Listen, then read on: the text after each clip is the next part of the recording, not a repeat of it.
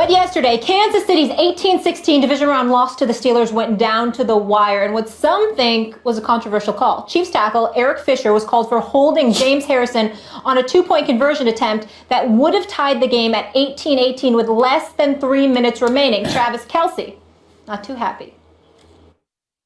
This sucks. It was an unbelievable play call. Last drives, Alex just drove us down there, fourth down after fourth down, making plays. The momentum's getting on our side, and then just get our jugulars ripped out because the ref felt bad for James Harrison falling on the ground.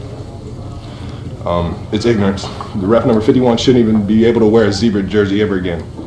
He shouldn't even be able to work a Foot Locker. Shouldn't even be a Foot Locker, banned like from Foot that Locker. too, Max? I like Foot I do Locker. too. Yeah. I've got a great kick coach. Yeah, I like it. Probably not like yours. Max, Yep. should holding have been called? Yes, and I don't know what the argument is. Like sometimes you see a ticky-tack call away from the play where even though technically it's holding, you say it didn't affect the play. It's a big moment. You don't have to enforce that really like that. You're looking for something. But here, Fisher's arm was around Harris's neck, who's going for the quarterback. I mean, maybe he sacks the quarterback. Maybe Smith feels pressure and it alters the throw. I think there's actually, in reality, a very high degree of probability that alters the play. So since it was definitely, clearly, technically holding, and there's a very high degree of chance that it alters the play, I don't know what the argument against it is. It was not the wrong call, but it is an arbitrary call. Sometimes it's made, sometimes it's not. No consistency. There's no consistency with that particular call, Max. I'm a Steelers fan, as we all know, and I'm happy that the call went in their favor. But in the interest of fairness, I must confess that James Harrison, when he's going after the quarterback, he usually has a lower center of gravity and he rushes the passer in such a fashion that head neck area is usually relatively low. And as a result, you can find yourself in that situation like offensive tackle Fisher did. And a lot of times it does not get called. Yes. So considering the fact that the 2-point conversion would have tied the game, that it's a playoff game, you do sort of get the impression, the home field of KC, you do sort of get the impression that the referee dictated the game as opposed to allowing the players to do so. Did you see that video just then? I saw it several times. What I'm saying to you is this: I'm not questioning that the right call was made. I'm saying there are many instances where there's nothing consistent about that call. It either happens or it doesn't, and nobody sweats it. Right. So you leave it to them to decide it on the field, because that secondary still had to defend against their receivers, and they didn't do it the first time. The second time, they obviously took down the pass, and it ended up what it ended up. Even though it wasn't anything wrong with the call, I still don't believe it's a call that should have been made in that situation. If I'm the quarterback, Alex Smith, I'm upset too because of the call. It's the timing of the call. To make it at that particular time with the 2-point conversion that could have tied the game. Most of the time, referees don't want to make that to be the deciding call of the game. Now, is it the right call? Yes, it's the right call. But one thing about Eric Fisher and also playing against a guy like James Harrison is a smaller defensive end, outside linebacker, who is about leverage with him. So he's a bull rusher, too. That's why Fisher didn't allow him into his body. Now, what James did, which was excellent on his part, is he turned his shoulders and then he fell. Now, when he fell, that drew more attention because Eric Fisher jumped over the top of him. The arm was across the neck, and it looked like he pushed him. So as far as that was concerned, it was the right call for the referee. Now, with Travis Kelce, come on, man, you got to handle it a little bit differently because your game wasn't up to par. He dropped 3 passes. The game.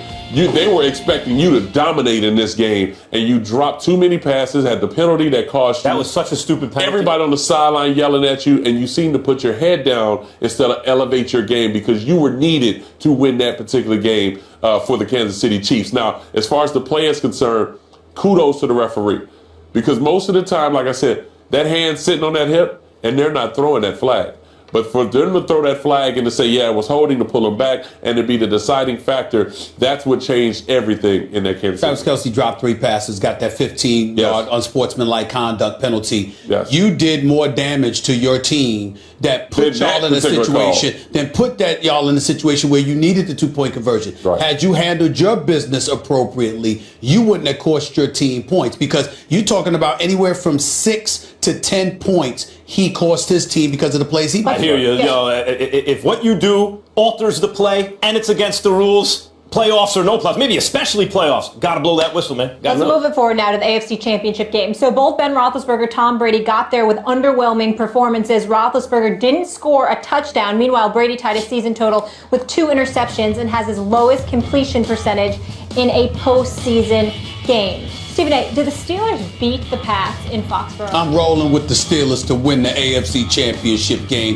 in Foxborough, that was your heart or your head? It's both, damn it. It's both. I'm rolling right now. We're going to roll with that. I'm rolling with the Steelers. Now, obviously, I'm not enamored with what I saw last night. 4 trips into the red zone, couldn't get it into the end zone, even though there were about 6 drives that Big Ben Roethlisberger got them in position for a field goal. I give him credit for that. You were going up against the top-rated defense in the red zone, which is the Kansas City Chiefs. I understand it, but it would have been nice to see you at least getting one of those drives into a touchdown, even though Antonio Brown did have it at one point. But I think it was Eric Berry. It was either Berry or Peters that stripped him, got the ball in there at the last second. I think it was Berry. Oh, no, the strip was Peters. That's right. So the point that I'm trying to make is that when you look at it from that perspective, I don't anticipate Steelers have to get in the end zone to beat New England. I will tell you that. As it pertains to Tom Brady, I'm not really going to knock him, but so much against Houston. You're going against a guy, Bill O'Brien, who's incredibly familiar with what New England does, knows what Josh McDaniels or Bill Belichick likes to do because he used to work there himself.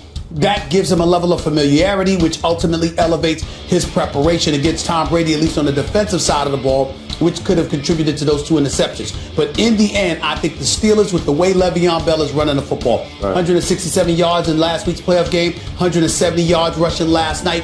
He's running the ball exceptionally well. I think Antonio Brown, Jesse James, and the crew will do enough offensively. New England is going to have to put up points to win this game, which they can do against that Steelers secondary. But the way the Steelers have been playing defense, I think they have the edge. And I believe I'm rolling with the Steelers to win this game. To me, that's the key point. First of all, remember when I told everybody that Brady was under the most pressure and people try to tell me it was Osweiler or different people? Come on, halfway through that Texans game, who was under pressure? Osweiler's no good. Brady's supposed to be the greatest of all time. And he didn't look like it. You know, Dion Lewis was a little closer than I expected. Halfway through the game. Yeah. That said, Brady, who clearly was not at his best, that was not the best Brady you've ever seen, against an elite defense, still was the quarterback of a team that hung a 30 spot on that defense. So a lot of that is Belichick, and that's why the Patriots are favored constantly. Tomlin's a great coach. Belichick is the best coach, right? So you always think he's going to put his team in the best position to win. The Patriots are usually the best team. And I was wrong when I said I'll take Seattle over the Falcons on my gut. I think they have the kind of character to overcome the Falcons because the Falcons showed character right back, and maybe that'll be the case here. I like the Steelers, not only because I think there's more pressure on New England, not only because I think Tom Brady has looked better than I've seen him recently, but that Steelers defense since like week 11 has been an elite NFL defense.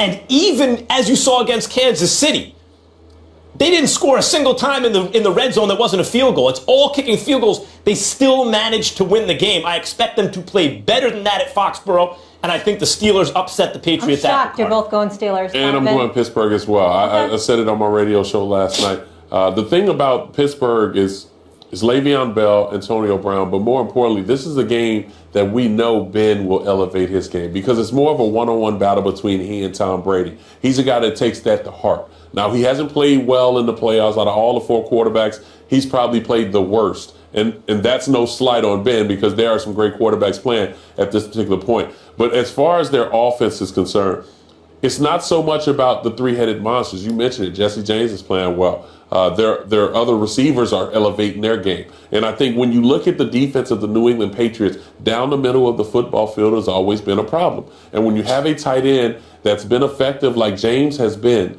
throughout the playoffs and the regular season, this is going to help that offense. And on the defensive end, you talked about it, over the last 5 or 6 weeks, If the problem with the Pittsburgh Steelers has been tackling, that is no longer the problem anymore.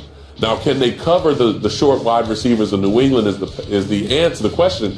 And I look at the front seven. The front seven of the Pittsburgh Steelers, if they can close the pocket up on Tom Brady and force him to get the ball out quicker than he's used to, then now that works in the favor of the Pittsburgh Steelers. I think Pittsburgh win this game. I think it's been another 100-yard rushing day for Le'Veon Bell. The one-on-one matchup with Butler as well as Antonio Brown, I think it's going to be a big story. But the bigger story to me is going to be what will Big Ben bring to the table as far as throwing the football effectively, moving the chains, and being efficient on third down. As great as Brady has been with whatever receivers he has out there, what we've seen consistently from him in the last 7 or 8 years is when he has an elite offensive option out there, elite, like a Randy Moss or a Gronk. Look out, there's no, he's going to the Super Bowl at least. He does not have that right now.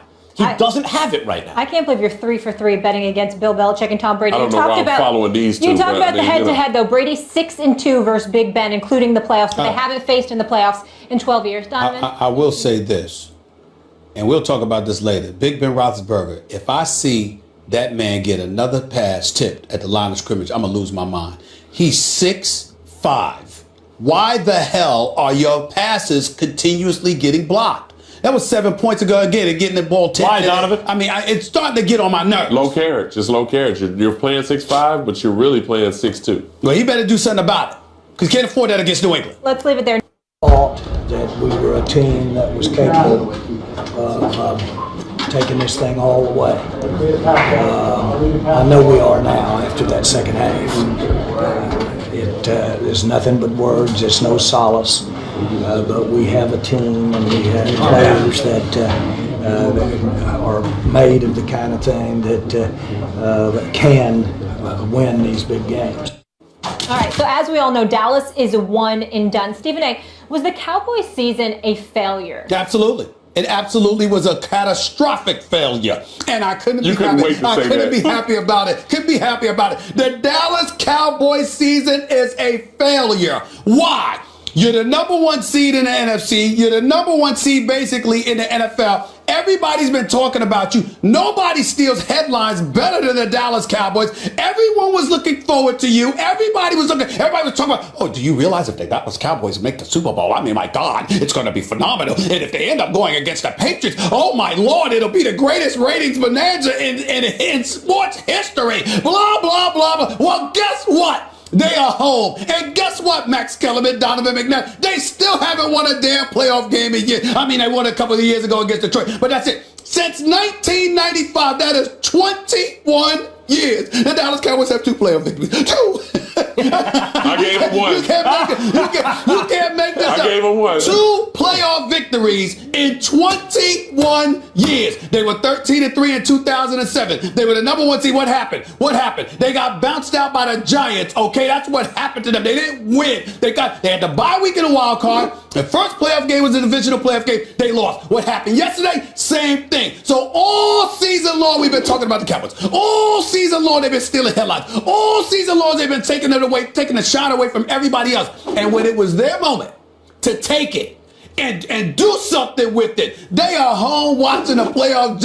I got as many playoff victories as the Cowboys. So do the Browns, by the way. That's what it is. So do the Cleveland Browns. I don't want to hear anything about the Cowboys. So do the Niners. They are done. This season is a failure. They came up short again. The season is a failure. Now, I don't want to hear it from Cowboys fans because I know based on preseason expectations, especially when Romo goes down, but based on that, it's a success. Based on looking forward to see what your future looks like. Great young offensive line, great young quarterback, great young running back. Now you can focus on the defense. That looks good. But we're not talking about those things. We're talking about right now. Right now. You had to reset expectations when throughout the season you were the best team in the NFC, maybe in football. You were 13-3, really should have been 14-2. They had nothing to play for against the Eagles. The Eagles did because they traded their draft pick, so it's not like they wanted to be bad, right?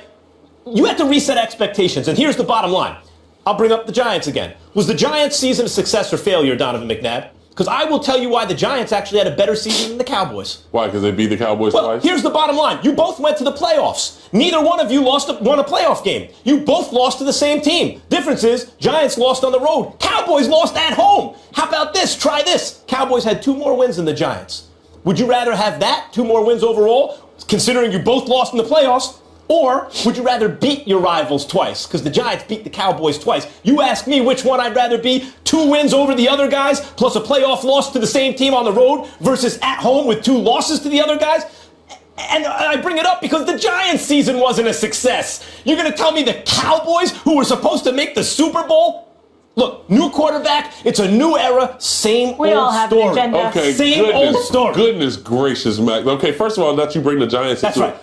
After Tony Romo went down, the Giants were supposed to win the NFC East and go pretty far this year. Now they got Odell Beckham and also Eli Manning, Don't make this about plays the Giants. great in the playoffs. So I would say more of a failure is the Giants are more of a failure, especially what they put on their defense. Stay on the subject. But as far as their season is concerned, the Dallas Cowboys, it's a failure, yes, because we expected them to go further because they were the number 1 seed. But I look at the all expectations of the young quarterback, young running back, and I would say no, it's not a failure. It's not a failure because their future is bright on the offensive end. Now, I talked about it earlier in the season of possibly trading Tony Romo and Dez Bryant. Now, do I still feel that same way about Dez Bryant?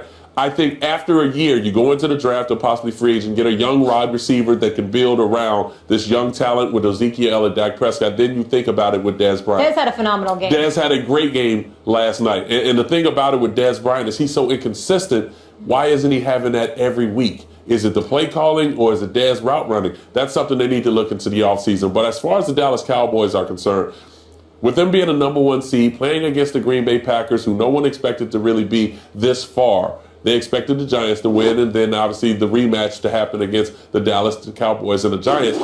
I would say it's not a failure because I think the future is bright. Now, it's all on Jerry Jones. They didn't win a playoff game. It's not. See, this is the thing. A playoff game. Yes, as a quarterback, it's about playoff wins and what you can do in big moments. Dak played well. It's not Dak's fault why they lost that game. I look at Scott Linehan, the offensive coordinator, and I look at Rob Marinelli. Where do you go from here? Jason Garrett looked confused on the sideline like we always see him do each and every week when the game gets We're close. going to discuss him later in the play and when calling the as game well and gets get close. into that. And so I look at it in a sense more from this point on, where do they go? Now, if they have an offseason like the New York Giants have, well, as far as spending all that money on defense, then we can say, you know what? Going forward from this point on, the Dallas Cowboys are the team to watch. Those seasons might be good. Not this season. But right now, you can't really say that it's so much a failure because who truly expected them to make it the Super Bowl if you're not a Cowboys fan? I can say it's a failure. I'm going to say it's a Well, failure. anything And right now at this particular point, and you gonna say you dislike them. Well, allow me to get to you because you have a resume that I could touch on. When you lost in the Super Bowl to the New England Patriots and Tom Brady, I did not consider that a failure. I did. Well, I understand. I respect that. I did not consider that a failure. You know why? Because I didn't expect you to beat them.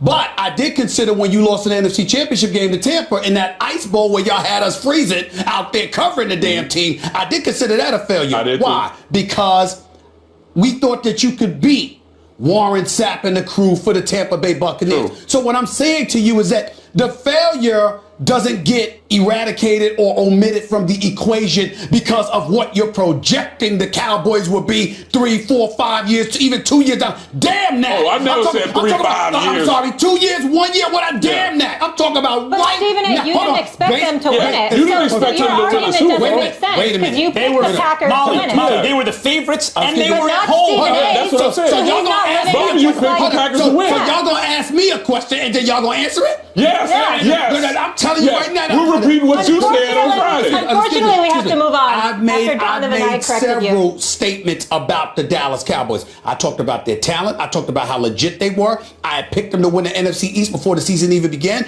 But I said they are an accident waiting to happen. They will get in their own And way. that's what they did, so it's not a So failure. what did you say go. Friday? There So we what did go. you say Friday? Who did you pick to win? I picked Green Bay. Yeah. Yes. Yeah. So So the now whole you didn't argument expect about them to Donovan win. and ice But ball. I'm Yeah. talking about their season 13 and Here's 3. the bottom It's not line. a failure. Hold on. Everybody else. If you They win the failed. division with 13 games and you are favored to win the playoff And game you gonna and do- you're playing at home Okay. and you lose the playoff Yeah. game, that is a failure. That cannot be described Yeah. as a So success. if you didn't expect them to win, I so did. how was it a failure? I picked the Cowboys to win. Okay.